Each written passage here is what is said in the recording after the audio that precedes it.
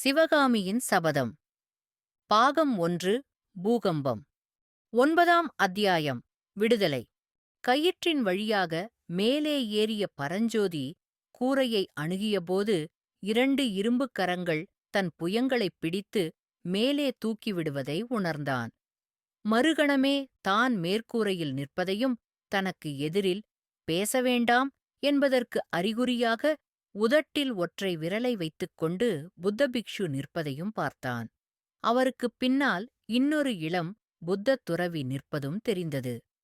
பெரிய பிக்ஷு ஜாடை காட்டியவுடன் இளம்புத்தன் கயிற்றை மேலே இழுத்துச் சுருட்டி ஒரு காவித் துணிக்குள் அதை வைத்துக் கட்டினான். பரஞ்சோதி கூரை மேல் நின்ற வண்ணம் சுற்றும் முற்றும் பார்த்தபோது கண்ணுக்கெட்டிய தூரம் காஞ்சி நகரத்து மாட மாளிகைகளின் உப்பரிகைகள் வெண்ணிலாவில் தாவள்யமாய்ப் பிரகாசித்துக் கொண்டிருப்பதைக் கண்டான்.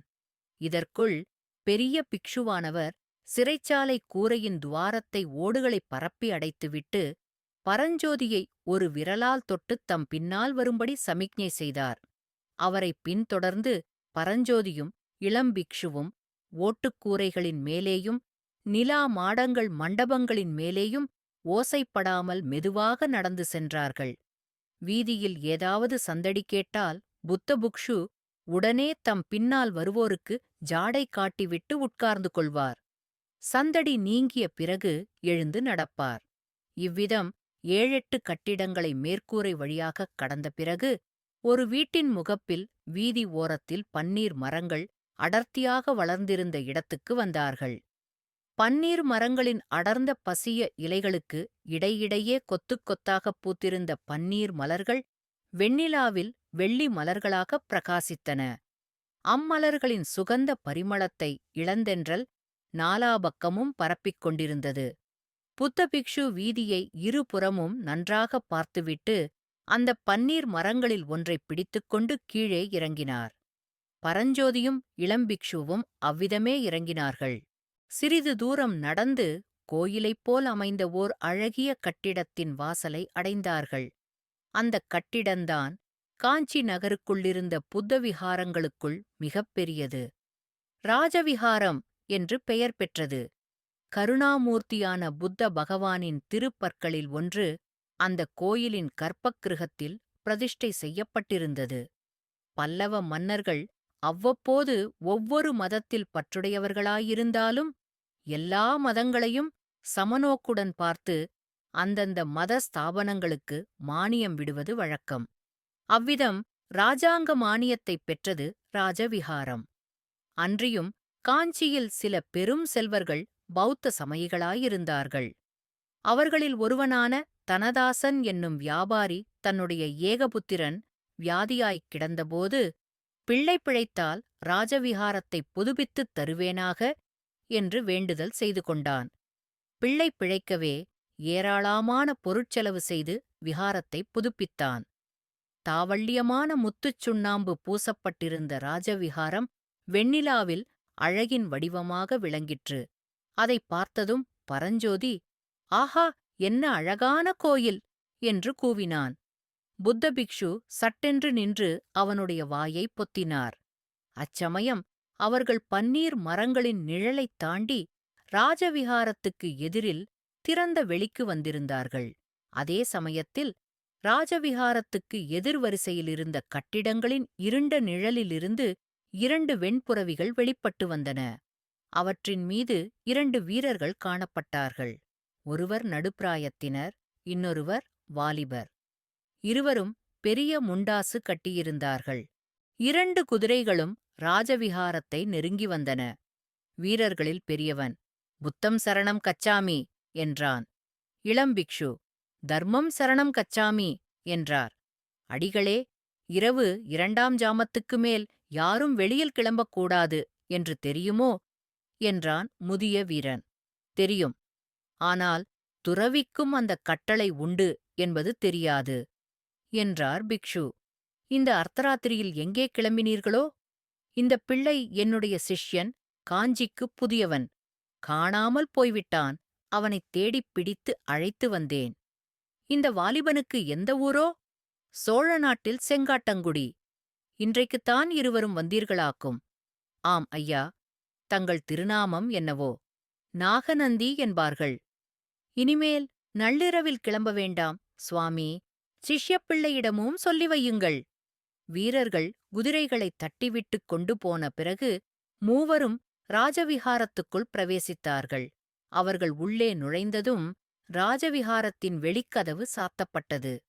உள்ளே வெகு தூரத்தில் கற்பக்கிருஹம் தீப வரிசைகளால் அலங்கரிக்கப்பட்டிருந்ததை பரஞ்சோதி பிரமிப்புடன் பார்த்துக் கொண்டு நின்றான்.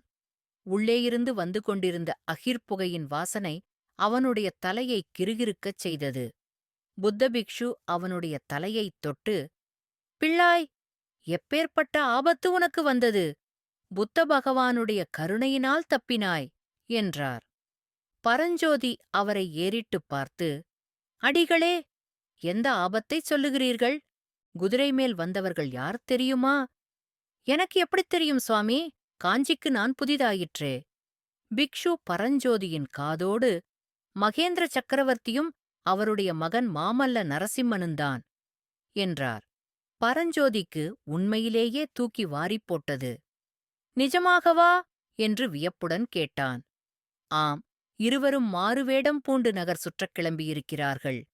வேஷம் தரிப்பதில் மகேந்திர பல்லவருக்கு இணையானவர் இந்த பரத கண்டத்திலேயே இல்ல.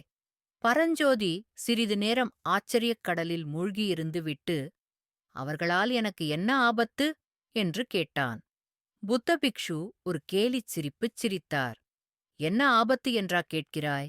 யானை மீது வேல் எறிந்த பிள்ளை நீதான் என்று அவர்களுக்குத் தெரிந்தால், நீ பிழைப்பது துர்லபம். அந்தச் சக்கரவர்த்திக்கு குமாரன் இருக்கிறானே, அவன் எப்பேற்பட்டவன் தெரியுமா? இந்தப் பூமண்டலத்தில் தன்னைவிட பலசாலியோ வீரனோ ஒருவனும் இருக்கக்கூடாது என்பது அவனுடைய எண்ணம்.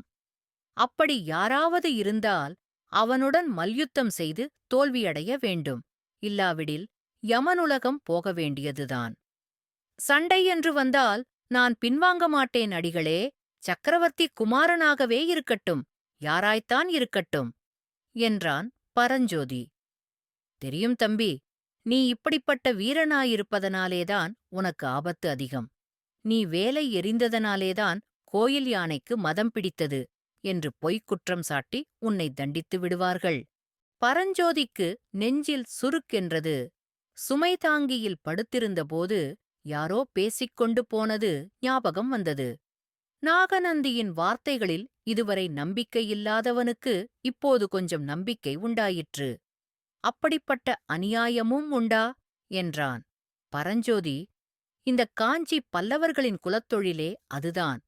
இன்றைக்கு 150 வருஷங்களுக்கு முன்னால் உன்னைப் போலவே கல்வி பயில்வதற்காக மயூரசன்மன் என்னும் இளைஞன் இந்த நகருக்கு வந்தான்.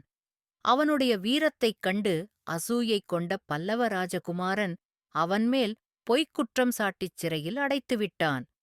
அப்புறம் மயூரசன்மன் சிறையிலிருந்து தப்பிக்கொண்டு போய் கிருஷ்ணா நதிக்கரையில் தனி ராஜ்யம் ஸ்தாபித்துக் கொண்டு பல்லவர்களைப் பழிக்குப் பழி வாங்கினான்.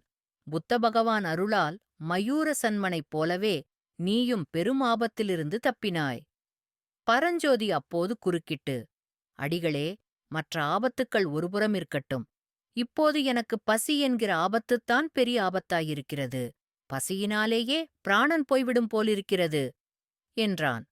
நாகநந்தி அவனை மடப்பள்ளிக்கு அழைத்துச் சென்று உணவு அருந்துவித்தார். பிறகு ஒரு மண்டபத்தின் தாழ்வாரத்துக்கு அவனை அழைத்து வந்து, பரஞ்சோதி, இங்கே படுத்துக்கொள். தூங்குவதற்கு ஒரு முகூர்த்த காலம் கொடுக்கிறேன். நிம்மதியாகத் தூங்கு. உனக்கு வந்த ஆபத்து இன்னும் முழுவதும் நீங்கிவிடவில்லை. பொழுது விடிவதற்குள்ளே நாம் கோட்டையை விட்டுப் போய்விட வேண்டும் என்றார். பரஞ்சோதி அப்படியே அந்த மண்டபத்தின் தளத்தில் சாய்ந்தான். அடுத்த நிமிஷமே நித்திராதேவி அவனை ஆட்கொண்டாள்.